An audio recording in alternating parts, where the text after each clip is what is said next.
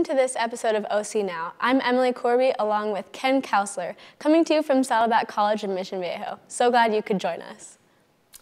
We're looking forward to getting you up to date on what's happening at Saddleback College and all around the OC. So let's get started. Registered voters will be able to participate in this year's general election November 6th. I went out into the community and found out what is expected for Orange County's upcoming 49th Congressional District race. Our 49th District runs from North San Diego County all the way to our very own Saddleback campus.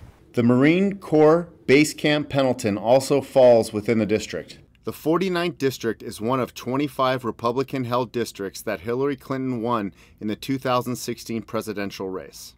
Longtime Representative Darrell Issa announced his retirement earlier this year after nearly 2 decades in Congress. Issa narrowly escaped defeat in 2016, winning by only 1,500 votes. This is the first time the seat has been open since Issa took office. The open seat attracted 16 candidates, but after a hard-fought primary, the race is down to 2. Republican Diane Harkey is a member of the California State Board of Equalization. She started her political career as a city councilwoman of Dana Point, spending a year as mayor of the town before being elected to the California State Assembly. So I'm sure you're familiar with the 49th District congressional election that's coming up in November. Can you tell us anything or your feelings about the candidates? Yes, so I am very supportive of candidate Diane Harkey. I am going to be voting for her. I campaign for her as much as I can when I can. I believe the Republicans need to control the House so that we can keep President Trump's agenda going forward. Democrat Mike Levin is a political newcomer, working as an environmental attorney and Democratic activist. Levin helped organize the weekly protests at Darrell Issa's office. I'm pretty sure you're familiar with the 49th congressional election race. You're probably watching pretty closely. Yeah. What do you feel about the candidates? So during the primary, I was very active in actually working with Mike Levin, and I think he's a very strong candidate. The 49th District obviously has the coastline, and we need to do everything we can to protect that coastline, and he, when it comes to the environment, is the strongest candidate. Both Cody Wilson and Jake Ribzik are running for city council in their respective hometowns, San Juan Capistrano and San Clemente, which fall within the district. Despite their own races, Cody and Jake are taking time to participate by campaigning for Diane Harkey and Mike Levin. The latest polls show a tight race. Public Opinion Strategies predicts that Diane Harkey is leading at 48%. However, Feldman Group predicts that Mike Levin is leading the congressional district race at 44%. It can be anybody's win. So get out there and vote. I'm Ken Kausler for OC News Team. Eligible individuals are able to register online now through October 22nd at vote.gov. A Newport Beach surgeon and TV personality, along with his girlfriend, have been accused of drugging and sexually assaulting multiple women, with more possible victims stepping forward.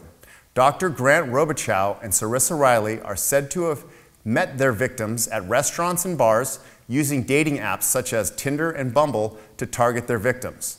Orange County District Attorney Tony Rakakis says that more than 12 victims have come forward in the past week, and investigations have received more than 30 phone calls regarding the case. We'll have more on this story as the investigation continues and new details develop. The Journalism Association of Community Colleges held their annual SoCal conference at Cal State Fullerton on September 29th. More than 130 student delegates attended from California community colleges across the state.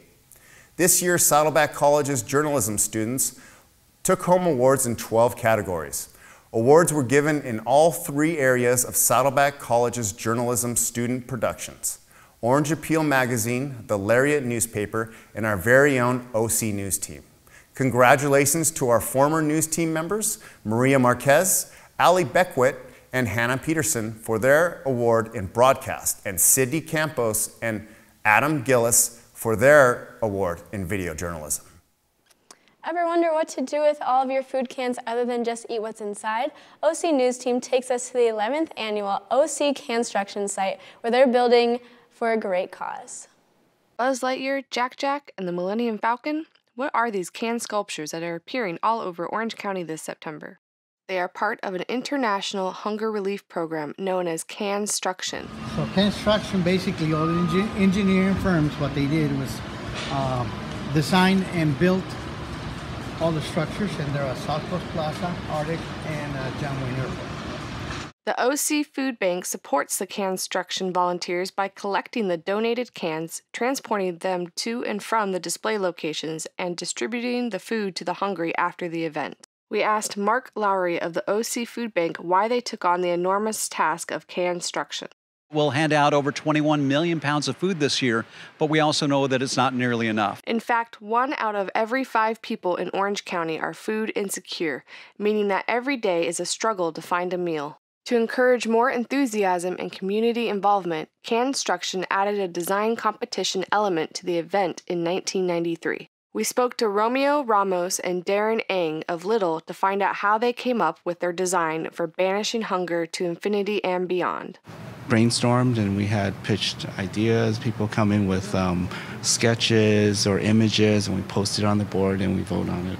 They may not use glass containers, boxes or bags, alcoholic beverages, or lumber to construct their designs. Awards are given in categories such as Best Use of Labels, Best Design, Best Structural Integrity, and Most Cans Used. We were awarded with the most cans at, I think, a little over 12,000, and also an honorable mention. Of the 11 projects, I think it was like over 50,000+ cans will be all donated to the Orange County Food Bank. There's no shortage of food in Orange County. There's simply a shortage of enough money for a lot of families to supply enough food to meet their needs. So until we can address some of those underlying social issues that affect poverty, people will continue to need food from food banks like ours. 60,000 volunteer hours are needed each year to sort, pack, and distribute the food of the OC Food Bank. If you would like to donate your time, contact the OC Food Bank at 714-897-6670. If you'd like to vote for your favorite CANstruction sculpture or donate to the cause, you can visit CANstructionOC.org. From one great cause to another, Saddleback College is turning the big 5-0 this year and is ready to celebrate. Since 1968, Saddleback College has been home to more than 500,000 alumni. Join Saddleback College as they host various events throughout the year and feature stories from original faculty members, staff, and alumni. To find out more on upcoming events or to share your Saddleback College story, visit Saddleback's website at saddleback.edu. Congratulations, Saddleback College, on your golden anniversary. With Saddleback College celebrating 50 years of service to the OC community, it may come at no surprise that Washington Monthly's 2018 Annual College Guide and Rankings announced Saddleback College as the second best college in the country to earn your nursing vocational certificate. This guide publication rates colleges and universities throughout the United States based on criteria including an institution's social mobility, research, and public service.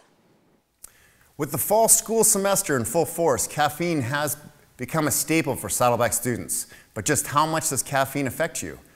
Here is more on the story. With the fall semester in full swing, we wanted to find out how much students are relying on caffeine here at Saddleback. I consume caffeine on a daily basis. Usually it's either coffee in the morning, just like plain black, or if I don't get around to that, sometimes I'll take a green tea extract pill.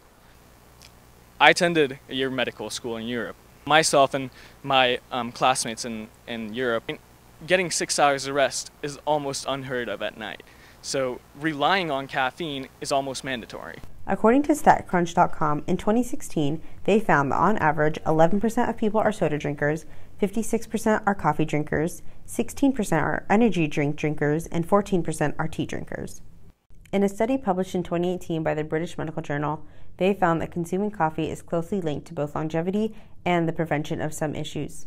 Some of these issues include heart disease, liver disease, type 2 diabetes, and even Alzheimer's.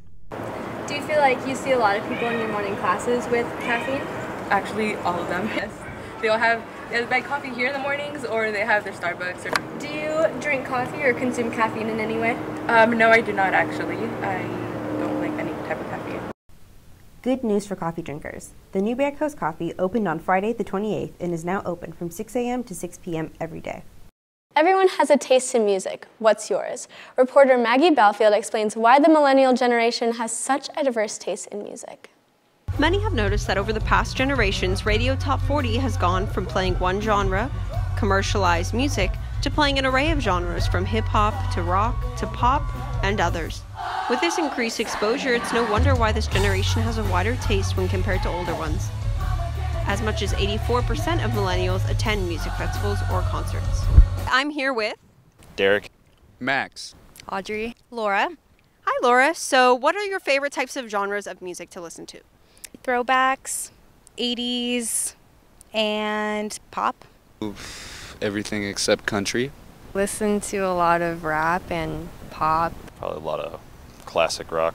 Just under 80% of millennials don't have a favorite genre. A 2014 study found that 35% of ticket sales were to young people. And do you think that in the past, have you been judged for your music tastes at all? Maybe a little bit. Yes, but I don't care, so. Younger generation, if you don't say you're into like rap or pop music, you gotta, you know, look old or lame, I guess. Maybe in like high school, it's all like, oh, rap craze. Older generations are more judgmental towards, you know, pop music nowadays. Music, it's pretty universal. Everyone like listens to different types. Other people would say like, okay, you listen to this type of music, this defines who you are, but I mean, it's just something that you listen to, you enjoy. No matter what you listen to, you can always find a millennial with the same taste. Reporting for OC News Team, I'm Maggie Belfield. That's it for our show today. Be sure to visit us on our website at ocnewsteam.com, as well as Facebook, Twitter, and Instagram. I'm Ken Kausler. And I'm Emily Korby. On behalf of the entire OC News team here at Saddleback, thank you for joining us on this episode of OC Now. We'll see you next time, Orange County.